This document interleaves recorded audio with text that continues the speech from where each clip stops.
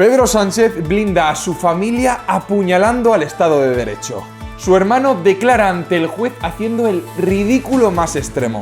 Movimientos políticos dentro de la cúpula socialista. ¿Por qué quieren subirle los impuestos a los que cobran el salario mínimo? Todo eso lo comentamos hoy en la Alternativa Semanal. Bienvenidos.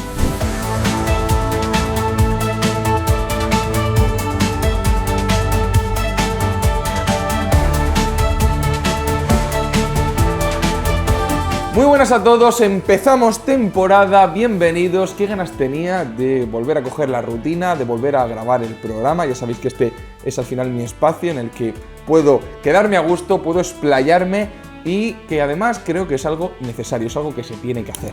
Cada vez somos más, estamos creciendo. Muchísimas gracias y vamos a meternos en materia porque, señores, tenemos tantas cosas que comentar. De verdad os lo digo. Cada día este país asusta más por su auténtica deriva totalitaria. Ahora que estamos viendo esta temporada en Venezuela, vimos el viernes pasado cómo Maduro consumaba su golpe de Estado. Hoy no vamos a hablar en el programa de este tema porque ya he hablado mucho en mis otras redes sociales, he escrito columnas, pero claro, lo que pasa en España tiene ese tufillo tiránico. Así que vamos a empezar con la noticia más grave de todas, la más reciente. Este pasado viernes conocimos que el PSOE ha registrado en el Congreso una iniciativa que vuelve, como digo, a apuñalar el Estado de Derecho español. Escuchen cómo lo anunciaba el perro fiel del presidente, el portavoz Patxi López. Proposición de ley orgánica de garantía y protección de los derechos fundamentales frente al acoso derivado de acciones judiciales abusivas tiene como objetivo precisamente ese que aparece en el título, es decir, proteger los derechos y garantizar las libertades ciudadanas. Y para ello lo que pretendemos es impedir el acoso que se sufre cuando hay quien utiliza las acciones judiciales de forma abusiva con el único fin de atacar a quienes no comulgan con sus planteamientos. Y lo vamos a hacer actuando en 4 frentes: reformando la acusación popular, haciendo que se inadmitan las querellas basadas exclusivamente en recortes de prensa, suprimiendo el delito de ofensas contra los sentimientos religiosos y permitiendo la abstención o la recusación de jueces por sus declaraciones de contenido político. Vamos a ver, Patxi, el único objetivo que tenéis haciendo esto es someter a la justicia, a la voluntad del Partido Socialista, a la voluntad del presidente del gobierno, a la voluntad de un atajo de políticos criminales. Entendamos lo siguiente, amigos, os voy a explicar qué significa este movimiento. Para empezar, lo que ha hecho el PSOE es simplemente registrar en el Congreso de los Diputados una proposición de ley orgánica para que se pueda frenar, para que se pueda inhabilitar a las acusaciones populares que presentan demandas contra los políticos o, como hemos visto estos meses, contra los familiares y contra los amigos de los políticos. Como sabéis, si hoy en día están sentados en los banquillos personas como Begoña Gómez o como David Sánchez Pérez Castejón, o como le gusta que le llamen a él, David Azagra, el músico, es porque asociaciones como Manos Limpias, Hazte Oír o como otros partidos políticos como Vox o incluso el Partido Popular han logrado sentarles en el banquillo gracias a que los jueces tramitan sus propuestas. Si esto que estaba diciendo Patxi hace unos segundos sale adelante, si la ley se aprueba, y para eso necesitan una mayoría simple en el Congreso, es decir, 176 votos, tened en cuenta que no solo se aplicará a futuros casos de corrupción política, eso es lo que maquillan, lo que intentan transmitir, sino que también puede aplicar, y aplicará, os lo aseguro, al hermano y a la mujer del presidente. Y muy probablemente en un futuro también aplicará al mismo presidente, porque lo acabarán imputando. Le acabarán presentando algo que el juez le diga, pida el suplicatorio o el proceso que haya que seguir. Es decir, se está blindando él y su familia. Si habéis escuchado bien lo que decía Patxi, recalca la prohibición de abrir procesos penales basados en recortes de prensa. Es decir, quieren limitar lo que pueden investigar los jueces españoles mediante lo que publican los medios de comunicación. Es decir, que una investigación periodística no pueda servir como instrumento para iniciar una causa contra un político. O sea, literalmente lo que está haciendo, lo que se está estableciendo es dictaminar lo que pueden investigar y lo que no pueden investigar los jueces. Es acojonante. ¿A partir de qué puede abrir un juez una investigación? Un político está dictaminando esto. ¿Entendéis la intromisión en la justicia? Porque claro, ojo, cuando menciona Apache la frase de recortes en la prensa, es algo peyorativo. Puede parecer pues, que es un recorte a la portada de un tabloide, una cosa mal puesta, mal hecha, pero aunque eso es cierto que se pudiera dar, que ahí es donde estaría el juez para establecer si es algo serio o no, que ese es su papel, pero lo normal no es que sea así. Lo normal, lo lógico, lo que ocurre normalmente, lo que ha ocurrido con el hermano de Pedro y con su mujer, es que se inicia la investigación a raíz de un trabajo serio, una investigación profunda, de algún periodista, de quien sea, de un ciudadano anónimo, de lo que sea, de un medio de comunicación. Oye, ¿que pueden cometer errores? Sí, no digo lo contrario, pero no es lo normal. A ver si os creéis que lo del hermano de Pedro Sánchez, por ejemplo, o lo de la cátedra de Begoña, viene de un recorte de prensa. Eso viene de una investigación previa, o de filtraciones, de lo que sea, pero de una información con suficiente sustancia para que un juez serio diga, oye, esto hay que investigarlo porque esto no puede ser. Vamos a ver, si echemos la vista atrás, lo primero que hizo esta gentuza, esta banda criminal, fue indultar a sus socios de gobierno. A personas que habían cometido delitos, se les perdonó a cambio de que votaran a favor de sus intereses. Eso fue el primero. Después, lo que hicieron fue eliminar delitos como la sedición, como la malversación, es decir, delitos políticos, delitos que tú y yo no podemos cometer, delitos para ellos, es decir, cambiaron las leyes para favorecer a un grupo determinado de personas, no algo general, o sea, una absoluta barbaridad.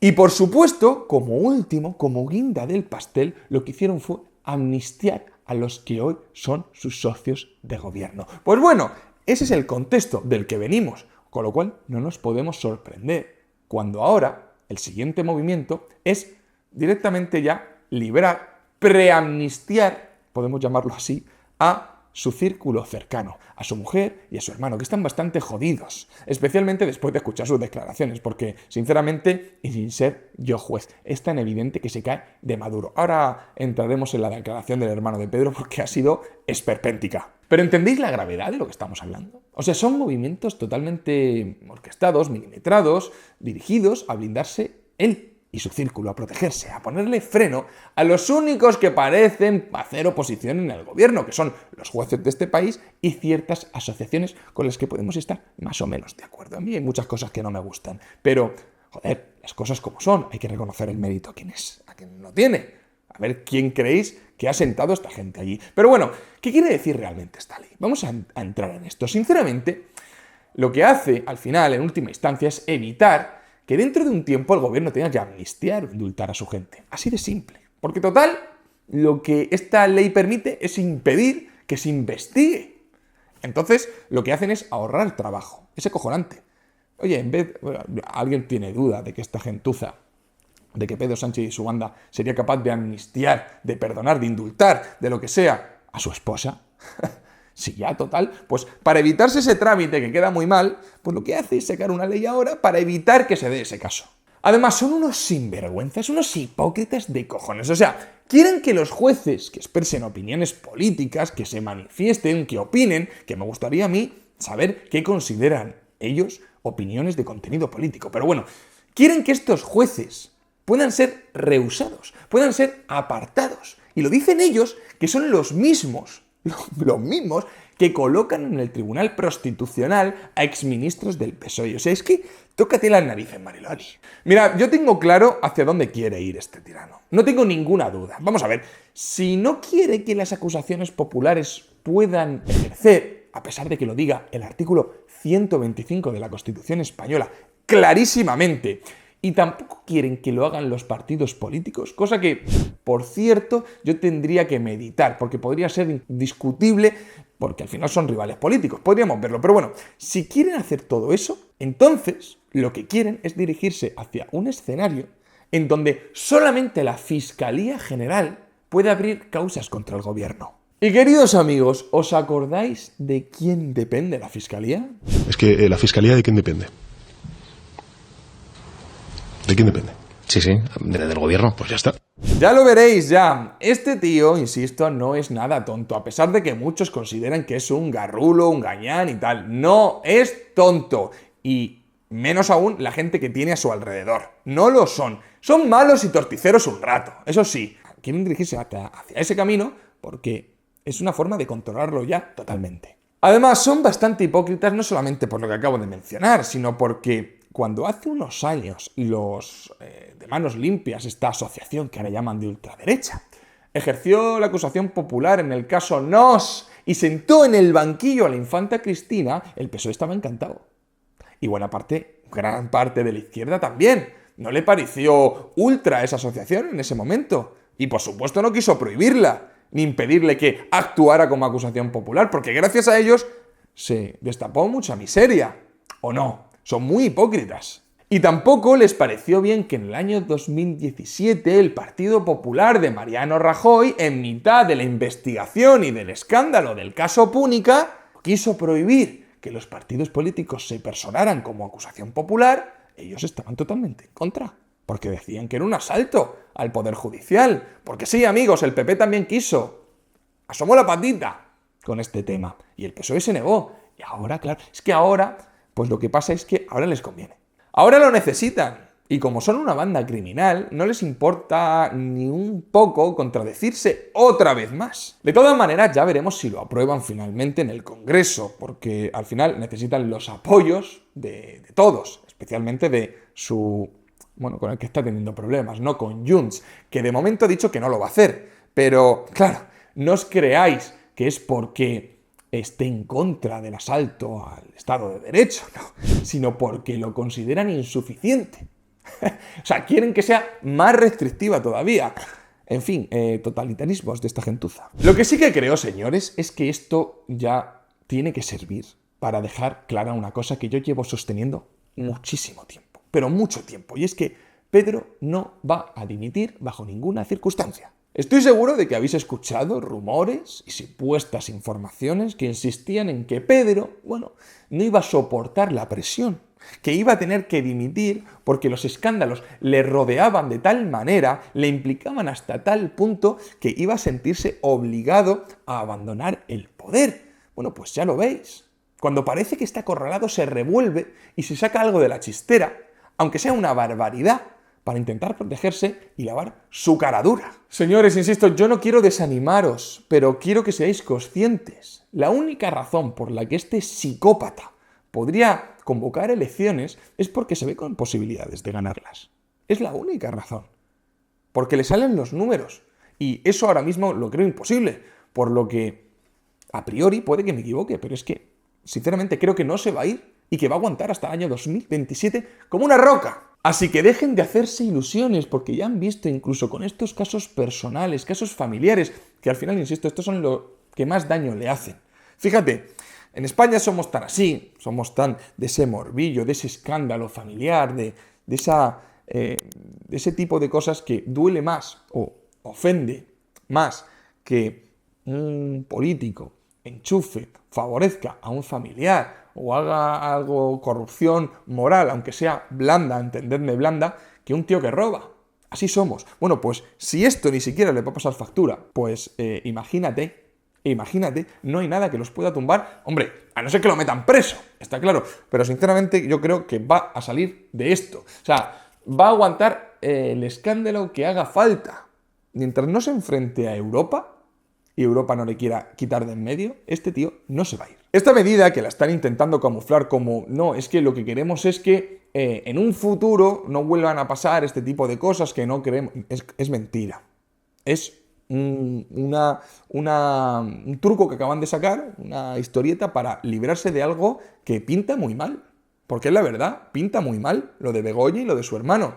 Y no les importa darle una patada al estómago al Estado de Derecho. Otra vez, por cierto. Otra vez, porque no es la primera vez. Y ve que no pasa nada, que no hay consecuencias, que una buena parte de la opinión pública y de la prensa les aplaude, que es vergonzoso, pues ya está, van para adelante y así libran de posibles penas de los jueces al zoquete de su hermano y a su esposa. Así que no. ¿De verdad creéis que va a dimitir?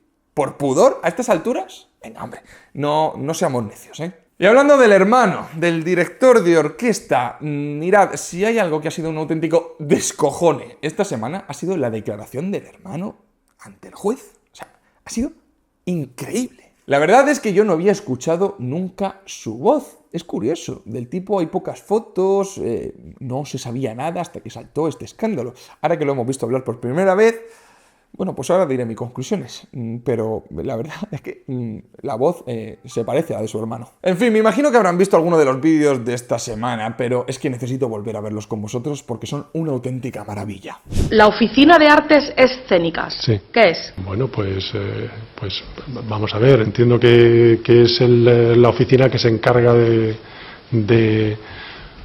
pues no sé, de las artes escénicas. Es que se lo pregunto porque en los organigramas de la Diputación, bueno, y su puesto actualmente se denomina jefe de la Oficina de Artes Escénicas. Sí. Entonces, yo le pregunto, si usted es jefe de la Oficina de Artes Escénicas, ¿qué es la Oficina de Artes Escénicas? ¿Dónde está ubicada? ¿Quién la compone? ¿A qué se dedica?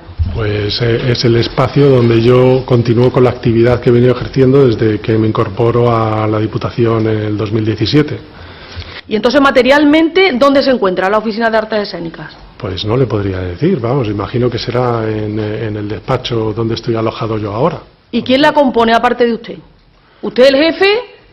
Si alguien es jefe de algo, tiene que tener unos subordinados.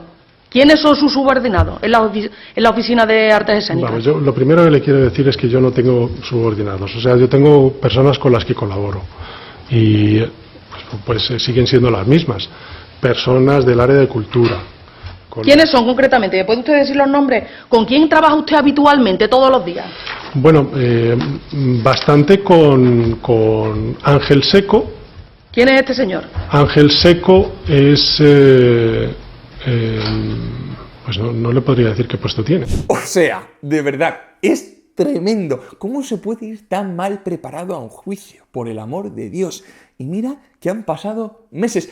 Yo sinceramente le he dado vueltas y es como si le hubieran dicho, mira David, tú estate tranquilo. Si da igual, si no vamos a dejar que te hagan nada, no te preocupes. Y el tío, que se le ve zoquete, pero de manual, pues directamente ha ido para allá y dice, bueno, pues respondo lo que cuadre y a funcionar. O sea, es que el notas no sabe decir ni a qué se dedica.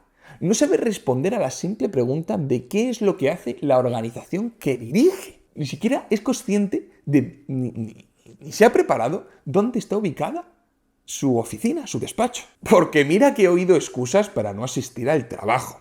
Hay muchas y muy buenas, pero la de no saber dónde está es de las mejores, de verdad. En fin, es una auténtica meada en la cara al contribuyente, especialmente al extremeño, por cierto, un despropósito tremendo. Yo de verdad os lo digo, estar sentado ahí debe acojonar, debe ser algo duro, pero cojones, hay que ser cortito, pero cortito de verdad, de diagnóstico, no saber dar una respuesta medianamente normal. No digo una respuesta ni siquiera seria, preparada, argumentada, no. Digo una respuesta normal, coherente, de una persona adulta, no de un niño de 2 años. Aunque fuera mentira. De hecho, al estar en calidad de imputado, tiene derecho a mentir, no va de testigo. Pues ni con esas el tío. ¿Dónde reside usted actualmente, David? Actualmente estoy residiendo en Portugal. ¿Desde cuándo? Pues desde... Yo empiezo las obras de mi casa, si no recuerdo mal, este verano. Y desde el 2022, 2020 o 2000, finales de 2021. ¿Cuándo es el final de la pandemia? En cuanto yo 2022, 2021, pero muchacho. O sea, ¿qué es esto, tío? ¿En serio? O sea, ¿de verdad? Es que yo no me lo creía. Cuando lo estaba viendo, el vídeo por primera vez, es que fue sin prepararse absolutamente nada, fue a pelo. La verdad es que, no sé a vosotros, pero a mí lo que este tío me parece es que es un mentiroso, como lo es su hermano, pero, claro, su hermano pues es más inteligente. Esta es la conclusión general que saco de todo esto, ¿no creéis?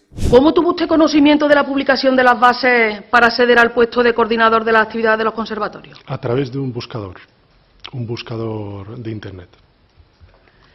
Supongo que en ese buscador pues le salía directamente la publicación del BOP de aquí de Badajoz, Sí, donde se publicaban las bases. De hecho, con su permiso, hace unos días se lo mostré a mi letrado, que se hace una búsqueda en Google, en distintos buscadores, se pone oferta de empleo, profesor de música, Conservatorio Superior de Salamanca, de Córdoba, de Musiquene, SMUC. Tampoco son tantos, creo que en realidad superan poco más que la veintena los conservatorios superiores, que eran en concreto los que a mí me interesaban. Y eso se hace en 15 minutos y a partir de ahí, pues ya efectivamente, como usted dice, hace referencia a los requisitos específicos, porque hay algunas cosas que no me puedo presentar por mi titulación. En fin, es suficiente, no puedo más. Eso sí, ahora entenderéis por qué el PSOE, es decir, su hermano Pedro, necesita sacar una ley para librar a su hermanito pequeño del chanchullo en el que la ha metido, ¿no? Él solo no va a salir. Está más que cantado que crear una plaza ad hoc para él, para meterlo en un buen puesto y que no hiciera el idiota, por allí donde fuera. Y viendo el panorama, además es que no va a ser muy difícil demostrarlo. Más aún si vemos al abogado que le han puesto, que no sé sinceramente si le está ayudando o le está perjudicando. Mirad. ¿Cómo se creó la plaza que ocupa David Sánchez? ¿Cómo se creó? Pues de acuerdo con las disposiciones del derecho administrativo en materia de dotación de cargos de alta ¿Y eso dirección. lo ha explicado él? ¿Cómo va a explicar eso? ¿O ha explicado Si él no cómo tiene se absolutamente lleva la nada que ver, es como si me organizáis a mí una fiesta de cumpleaños, yo no sé nada, llego allí y resulta que hay coca. ¿Cómo se enteró él de la creación de la plaza? Por internet, pues como nos enteramos todos los funcionarios yo creo que en el 2016, hombre, no había que irse a los tomos de Aranzadi, aquellos amarillos que olían a polvo. ¿Qué me decís a esto? O sea, se le va la olla, ¿eh? De verdad, que a veces la realidad supera la ficción. ¡Qué absoluto alucine! ¿Os habéis fijado en la miradita que se echan los dos periodistas que están atrás? Esa miradita de ¿qué dice? Y con esa sonrisita es magnífico. En fin, luego que si el verdadero riesgo para la democracia en España es la manipulación en redes, ¿eh? Es tremendo. Buena parte de la población española está preocupada con Elon Musk. Mientras tenemos esto, mientras vemos cómo nuestro dinero se esfuma en este tipo de cosas. Es para volverse loco. Bueno, ¿y qué más tenemos por aquí? Bien, pues os quiero comentar un lamentable episodio que hemos visto esta semana entre Bertrán Ndongo, el repartero de Periodista Digital, y la consejera de Radio Televisión Española, la directora del panfleto público Ana Pardo de Vera. Recordemos brevemente las imágenes. Usted tonta, violenta, usted tonta, violenta.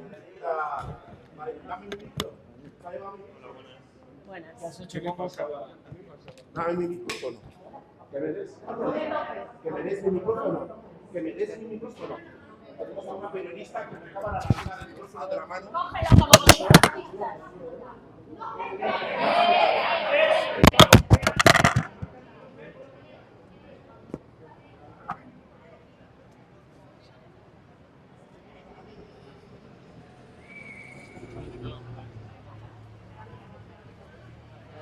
Mirad, os recuerdo que esta tiparraca, que ahora se embolsa anualmente más de 100.000 euros de nuestro dinero, esa lamebotas del régimen, con esa cara de odio que tiene, la que tiene, por cierto, una hermana que fue presidenta de la empresa pública Adif y que ahora está envuelta en algún que otro escándalo judicial, es una agresiva y una impresentable. Y si hago esta mención al vídeo es porque esta tía es consejera de Radio Televisión Española, recién nombrada.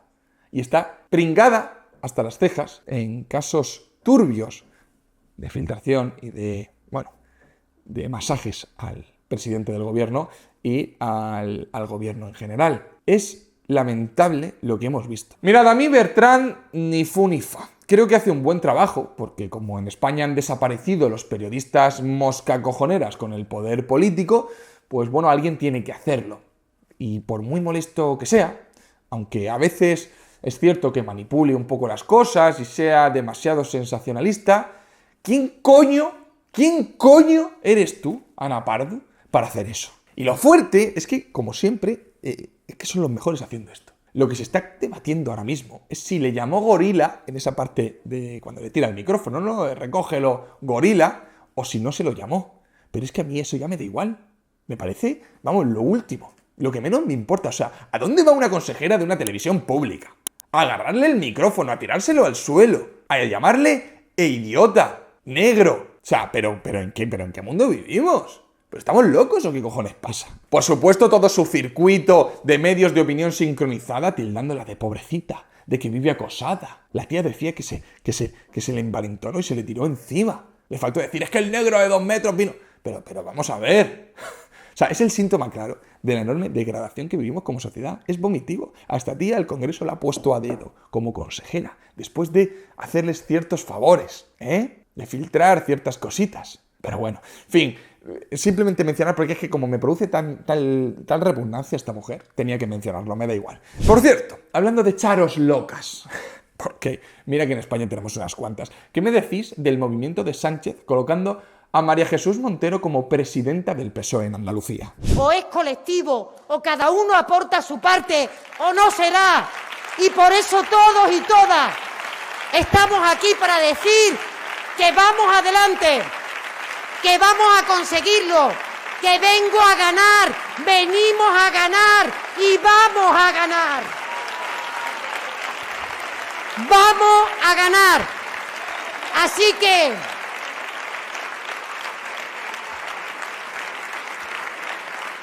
por una Andalucía con la que todos soñamos, que hemos experimentado durante mucho tiempo, que hemos gobernado en una tarea inacabada, porque la política siempre tiene otras tareas pendientes que tiene que acometer, porque el momento cambia, porque la actualidad así lo requiere. Vamos a retomar esa autoestima de partido.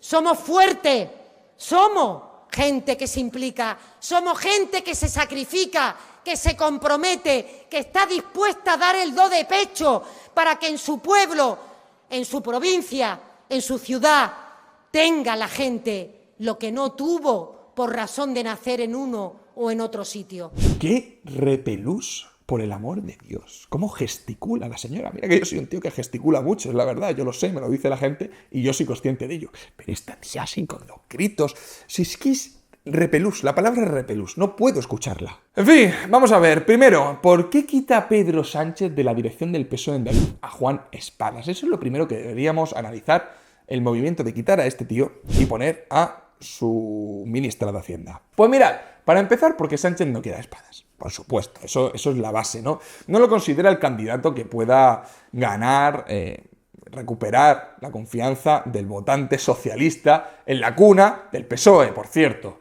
Este hombre, Juan Espadas, que es sevillano, fue alcalde de Sevilla y tal, pues no lo ve. Os recuerdo además que Juan ha tenido una historia curiosa, que al principio era susanista, es decir, apoyó a Susana Díaz, en su momento era muy fan, muy amiguito, muy lamedor de botas, básicamente, y eso le dio oportunidades en Sevilla, pero claro, luego la traicionó, porque la política es así, y ya si eres del PSOE, pues tienes que ir jugando a bandas. Le traicionó porque al final Sánchez le encandiló, apostó por un caballo y le salió muy bien, ¿no? Pero claro, al final las cosas se tuercen.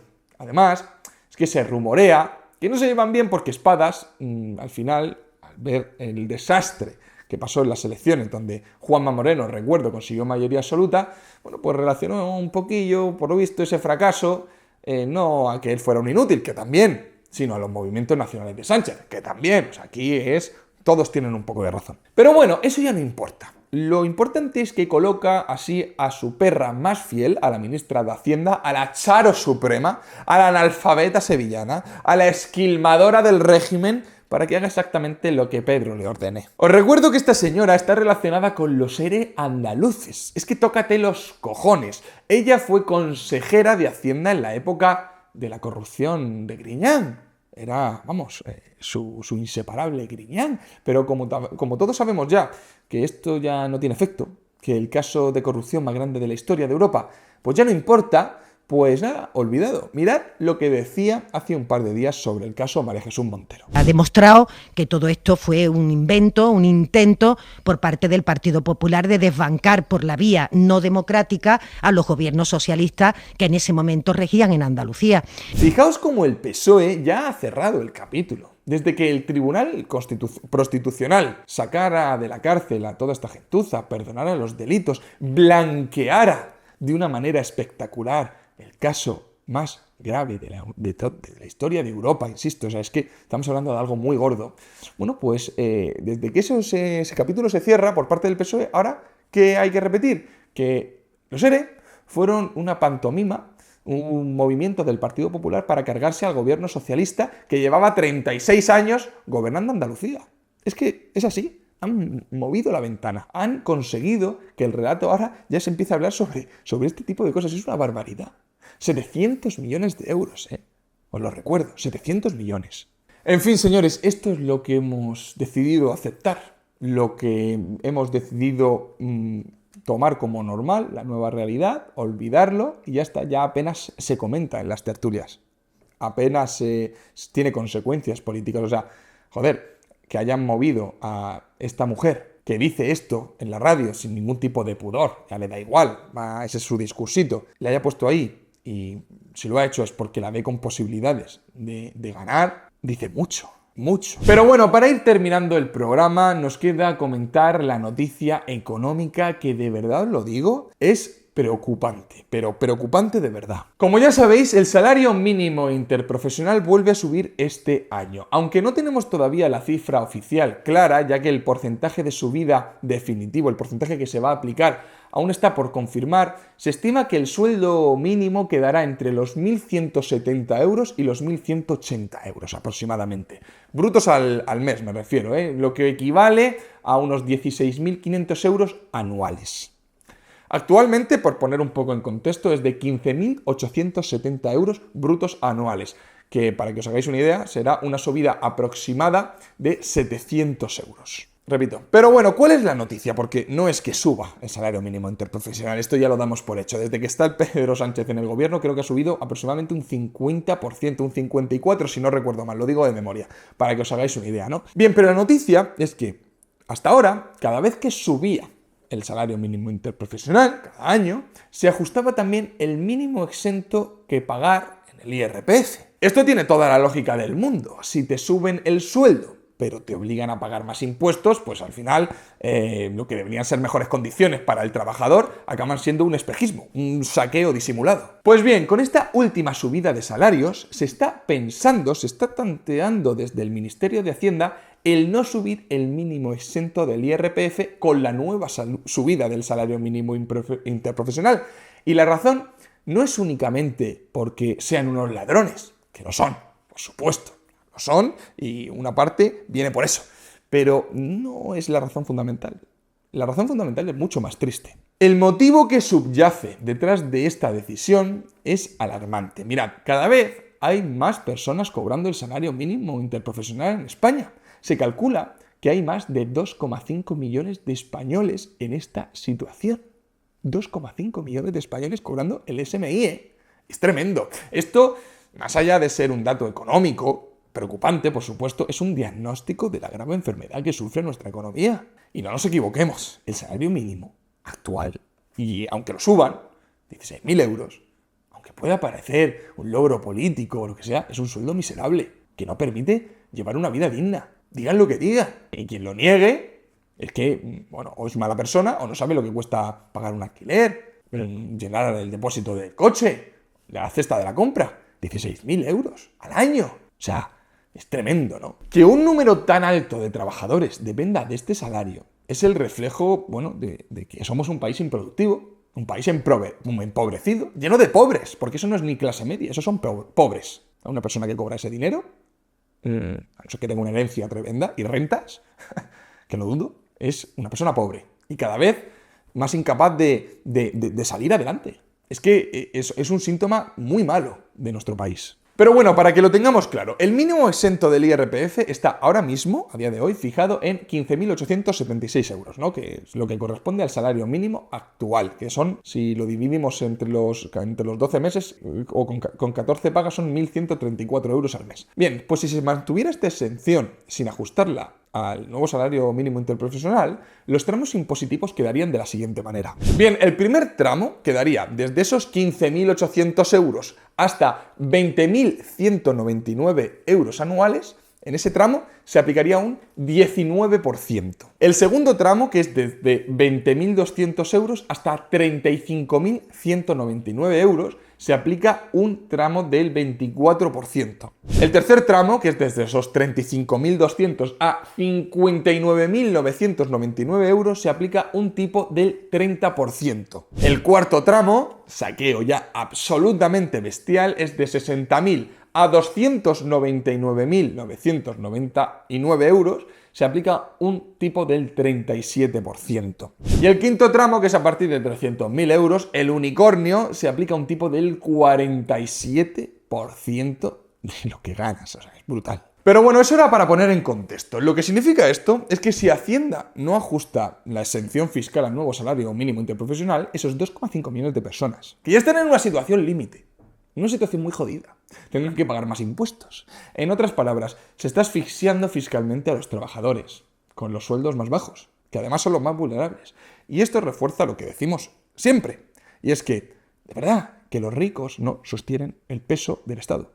No, pagan muchísimos impuestos, pero de donde se nutre es de la gran masa. Y estamos hablando de que son 2,5 millones de personas. Tú piensas que son 2,5 millones de personas que no están pagando IRPF y que si se les sube el salario mínimo interprofesional y les quitas, aunque sea un poquito, porque al final es muy poquito lo que recaudan de cada uno, porque es el 19% de ese tramo que sube, pero son 2,5 millones de personas. O sea, es dinero. Y cada vez que vayan cobrando más, irán ganando más dinero. Pero bueno, al final, este debate sobre el salario mínimo interprofesional y la subida del IRPF es solo pues, otro ejemplo de cómo se priorizan las cifras y el relato político sobre el bienestar real de las personas. Porque claro, ya me contarán, si esto se genera, al final, si se hace, ¿de qué sirve estar subiendo el salario mínimo interprofesional, del cual estoy totalmente en contra? O sea, si al final no soluciona la vida a la gente. ¿A qué están jugando? En esto, claro, porque tú fíjate que Yolanda Díaz, vicepresidenta del Gobierno, ministra de Trabajo, encara este año 2025 con dos propuestas, subir otra vez el salario mínimo interprofesional y la reducción de jornada. En eso estamos. O sea, esas son nuestras prioridades económicas como país. Nuestra hoja de ruta para intentar mejorar la vida de la gente. Esas dos. Es acojonante la desconexión con la realidad que tenemos. Ya veremos a ver qué ocurre. Porque, claro, Yolanda Díaz ante esto se niega. ¿Vale? Porque esto recuerdo que es una decisión, una iniciativa del Ministerio de Hacienda. De los ladrones de verdad. Son todos unos ladrones, pero de los auténticos, de los que atracan, de los que al final actúan, ¿no? Pero claro, al final la codicia del Estado, por mucho que se enfrente Yolanda Díaz, los sindicatos y tal, no sé cuánto, veremos a ver qué pasa. Al final lo que decía Pedro Sánchez, no tiene más. En fin, señoras y señores, hasta aquí el programa de hoy. Muchísimas gracias por haberme acompañado esta semana. Ya os adelanto que el programa va a ir sufriendo modificaciones y cambios a lo largo de este año. Quiero empezar con las entrevistas. Va a ser difícil, no creo que difícil, porque creo que el difícil es empezarlo. Pero en cuanto veáis cómo quiero enfocarlo, si viene aquí de verdad gente valiente a hablar, gente con peso, con responsabilidad, porque mi objetivo es que se mojen en política, al igual que me mojo yo, al igual que enseño la cara y doy mi opinión, quiero que gente relevante del mundo, no los típicos, es decir, quiero decir, hay opinadores, por supuesto, gente muy valiente que lo hace, pero ya somos conscientes, sino sacar a gente que todavía no se ha mojado a la palestra y que manifieste su opinión, porque son gente influyente. Si eso lo logramos hacer, de verdad, puede ser muy poderoso y puede ser una palanca muy gorda de presión contra la tiranía que vivimos, contra la tiranía política, de los partidos políticos. Pero bueno, ya veremos a ver cómo lo hacemos. De momento, muchas gracias. Seguimos trabajando. No se olviden de dejar un comentario, un like, una suscripción y nos vemos la semana que viene. Un saludo.